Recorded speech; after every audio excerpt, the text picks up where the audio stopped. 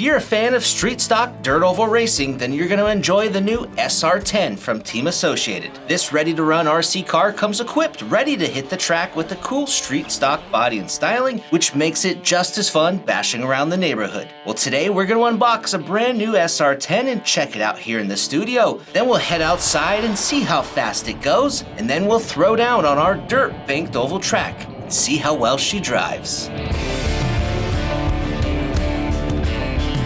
The SR10 is a 1/10 scale buggy-based rear-wheel driven street stock car that's a little over 21 inches long and a little over 3 pounds. For its 1/10 scale size and proportions, it's a great looking recreation of the full-size street stock racing class and should have the performance to match. Now the SR10 comes in this big old box, and inside it's assembled and configured with electronics with the body painted and ready to go. Aside from the extra little parts and instruction manuals, the XP120 2-channel transmitter is also included, and it's pretty nice with trims and dual-rate dials. The transmitter requires 4 AA batteries, which are not included. The SR10 also requires a battery pack to function, so if you don't have one, the SR10 combo includes a 2-cell LiPo battery and that LiPo battery charger for only $60 more than the version without, which is a pretty good deal for newcomers in the hobby. The SR10 will probably need to be equipped with a 2-cell LiPo to be raced within the rules, so the combo keeps you covered. But the SR10 is also compatible with 3-cell LiPos, which are more powerful. For street stock racing, top speed is not really important, but we're still curious. How fast is the SR10? Well, in its out-of-the-box configuration, the SR10 achieved a top speed of 21 miles an hour when using a 2-cell LiPo. And then later when we switched to a 3-cell LiPo, we reached a top speed of 31 miles an hour. If you enjoy flinging dirt, subscribe if you haven't already. Like we said, speed isn't everything with this racing class, and the SR10 track performance starts with our one-piece street stock Lexan body that's been painted white and decorated with decals to enhance the body realism and racing livery. Decals are used for the grille, headlights, taillights, blinkers, door handles, window netting, and more. Thanks to the guys at the Area 51 design team at Team Associated, the SR10 sports the number 51 with red, white, and blue racing colors, and it looks pretty dang good. Lastly, the Lexan body features a molded-in rear spoiler and wide fenders that cover the tires. These tires and wheels are pretty good looking themselves, with the tires featuring a street stock inspired tread design. These tires are then glued to the lightweight wheels that use a 12mm hex, which is very common when choosing aftermarket tires and wheels. The body on the SR10 looks really good, but the meat and potatoes of this vehicle starts with our chassis, which uses an independent suspension, big bore 12mm oil-filled shocks, adjustable steel turnbuckles to adjust your camber, easy adjust hook and loop battery straps, a 3-gear transmission with a gear differential, and lastly a rear motor placement to grab as much traction as we can. The SR10 also uses captured CVDs to transfer the power, not dog bones. If you've been RCing long, this platform probably looks really familiar to you. And I know there's some people out there saying, well, this looks just like the DR10 drag car with just a different body. But it's not. The biggest difference between the SR10 and the DR10 is that the SR10 uses a completely different chassis that's shorter than the DR10. That makes the SR10 wheelbase on par with a 1/10 scale racing buggy, making it a bit more nimble and reactive to steering inputs. The bumpers on the SR10 have also been upgraded for more bumping and rubbing while racing, with an extra absorbent tube bumper used in the rear, and in the front a hard plastic mount with foam pad. The body mounts on the SR10 are also an updated design, and they're adjustable to fit aftermarket bodies. The last thing to talk about before we head out to the track are the SR10 electronics. For our steering, there's a Reedy Metal Gear ready-to-run servo that has a servo saver. The ESC is the SC600BL brushless speed controller, and like mentioned, it's 2S and 3S LiPo compatible. It's also water resistant, and it uses a T-style connector, so your batteries need a T-style too. The SC600BL is also compatible with older nickel metal hydride batteries, but only after you switch the battery mode on the ESC to NIM,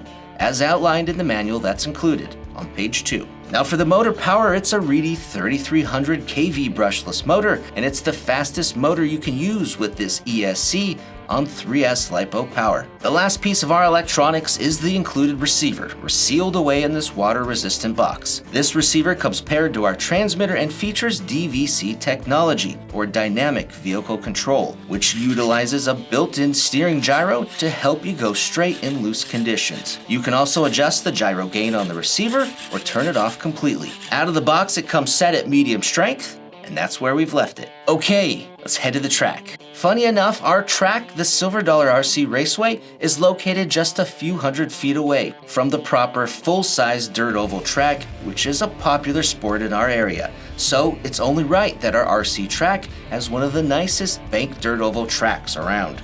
Now when we got to the track, it was hot, dry, dusty, and windy, and the track surface was far from ideal. During race days, a crew of guys maintains the track by blowing off the dust and keeping it wet, but that is not today. That's not going to stop us though, and we still put down some laps which proved extremely challenging. I made the bonehead move of using a 3-cell LiPo, which is just way too much power. We then put some water down on the track, and the car was a little better. There are two things I want to try. First, I want to take out the 3S and put in a slower 2S. Second, I want to turn off the DVC gyro to see how much that's helping us. After those changes, we got back on the track and it was obvious. The DVC helped more than I want to admit, and the car was even more challenging to drive because we just didn't have the traction levels we needed. We could turn the DVC back on and even turn it up higher, but we're not going to. Instead, we want to better set up the car. And thankfully at the track, we ran into the guy to help us out. So we're out here at the Silver Dollar RC Raceway with Kevin Jellick, who manages and maintains our facilities. He puts on all the races. He's super knowledgeable with all things racing and of course oval cars. Mm-hmm. Thank you, sir, for joining us. Yeah, glad to be a part of it. What do you think of this thing, the SR10? I think it's awesome. I think it's a neat concept. I think it's something that oval tracks could adopt, bring into their program as a spec type oval class. Yeah. It keeps the cost down. What's really good about it is you can bump and bank, trade paint without tying up wheels on each other. Right. You get out there with sprint cars, they get open wheels, they don't touch very well, they don't trade paint very well. This one you can bump someone from the back, you can get bumped from the back, you can bump from the side without tying up wheels, and I think it'll just be a really good like intro or spec stock or street stock class. Yeah, right. For oval tracks. So we've put this on the track in its box stock form. It was a bit of a handful to drive. You just mentioned we have quite a bit of rubbing here on our outside. Mm-hmm. So we definitely should. Yeah, what that do is going to pinch the wheel down. But I'm sure that's just a body adjustment. It's like stopping the tire though as we're going around. Yeah, when that car bottoms out, because the track's bumpy. Right. We just ran an 8-scale event out here. The oval track's got some bumps on it and stuff like that. The tire's going to bottom out, hit that wheel well, pinch it, and make it bind, and possibly do weird things. So if we just took this body post, the nice thing about it, the car kit comes with the ability to adjust the ride height on the front. We'll just space it up one. It'll probably do good. It looks like it has just a touch of rub here, nothing bad. A little touch of rub here. But nothing that's horrible. We could probably also play with a little bit of camber. That's another thing we can play with the car, which is really nice. It's got adjustable turnbuckles, so you can you can lean tires certain directions to help kind of preset the tire for the angle of the banking, because we have banking in all of our track here. Yeah, right. So what about is there a general shock or a diff setup? I mean, I'm primarily interested in the diff because it is really loose. It's just got grease in it, so I want to put something in there that's proper. I'm not sure about the shocks though. I think it's a gear diff. I'm pretty sure it is. Yeah. Anywhere from that's gonna just make it really twitchy and hard to drive off center with that frame of a diff. Yes. So I'd do anything from 7,000 to 15,000. Okay. You can try that. That would be a good thing to do. You can play with spring tensions on the front and the left rear. You can offset a little weight in the car to help with that. You can add some more droop in certain parts of the car just by extending the shock shafts or something like that. There's all kinds of just little adjustments you can make to make the car handle and get around the track a lot better. So what do you think recommending for tire wise? What should we try out here? Well, I've got a set of tires we can try. I think these are Hex tires. Okay. Yeah, they're 12 mil Hex. Yeah, 12 mil Hex. I've got a set of Sprinters. Okay. Some J-Concept Sprinters. We can put a set of Sprinter fronts and Sprinter rears, and I guarantee the car will get around the track a lot better. Yeah, well, let's try it. We can play with the spring tensions. We can raise this up so the tire doesn't rub. Maybe the new tires will just clear in the body a little bit better. But let's do all that. Okay, to get us better prepared to race the SR10, we bought some parts. We have tires. These are the J-Concept Sprinters for the front, two-wheel fronts in blue compound. And then these are the green rear Sprinters. Then we have B6 wheels to match it. And then lastly, we're gonna change the diff fluid. This is 10,000 K. We'll put this in. We didn't buy this. It's actually a loaner fluid that we got from somebody else. Let's do it. It's the next day, race day Saturday, and our car is completely reworked with new tires, 10K diff fluid, the body's been raised 1 hole on the mounts, and we geared up 4 teeth larger on the pinion for a 22 tooth to use on 2S use. Sadly, there's a few issues with today. One being I have no cameraman to get cool shots, and I'm only using this GoPro on my head. Second, the winds out here are almost 30 miles an hour, and that's a serious issue. Not to mention all the dust in your eyes or the cars being parachuted off the track after a jump.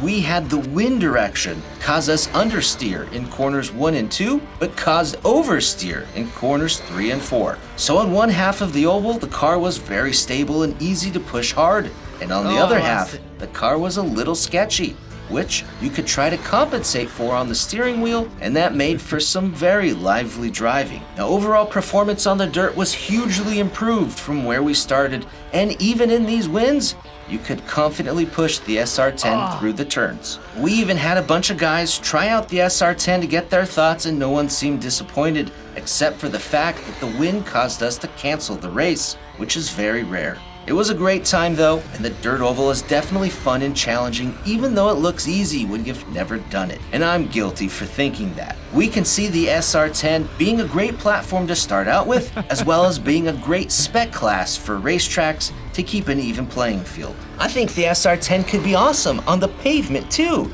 Swap out these tires and do some good old parking lot oval racing. And it doesn't get much simpler than that. Guys, you can check out the SR10 by following our links down below, and check out these videos for more RC.